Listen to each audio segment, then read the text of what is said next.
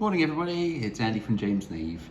I had a good question in last week, reference surveys and what are the different options when you go to get a survey on the property that you're purchasing.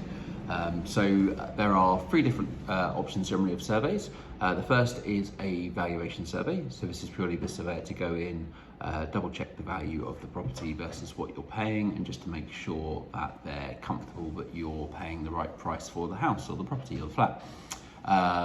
9 times out of 10, if you are getting a mortgage, your bank will undertake this for you. Sometimes you pay for it, sometimes it's free service.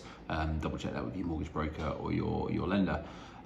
So if you're getting a mortgage, you don't need to generally go and pay for a private valuation survey. Your bank will undertake it, and they will just double check that they're comfortable with the price you've agreed to pay for the property. Second option is what we call a home buyer's report. So it's generally classed as the kind of middle level option. The surveyor will go in probably for a couple of hours and they will check over everything and visually inspect as much of the property as possible. They will report back if they find or they see any potential issues. They won't necessarily go into solutions or further information, so it's kind of just giving you the heads up that there's bits that you then need to go and get rechecked or looked at by a specialist.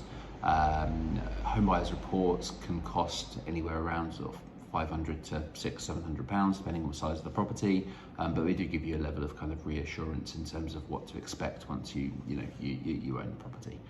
The final option is generally your full building survey. Might cost anywhere upwards of £1,000, but this is the one where the surveyors will literally spend the majority of the day at the property and will thoroughly inspect all aspects of the property and the structure. You'll get a very detailed report including advice, solutions, issues, problems, everything like that. So if you've got a really clear indication of what's going on with that property. Generally, I'd say full building surveys are reserved, or not reserved, but they're more suitable for if you're buying something which is a little bit different, or an older property, grade 2 listed, or an old cottage or something like that. And you really need to get in depth to just make sure that everything's sound, or be aware of what problems are there, because there's always something that comes up on those kind of properties. So there you go. So you've got your mortgage valuation, you've got your home buyer's report, you've got your full building survey. They come under different names, but that's roughly the three categorisations. I hope that helps. If you have any questions, do get in touch. Andy@jamesneve.co.uk. Thank you.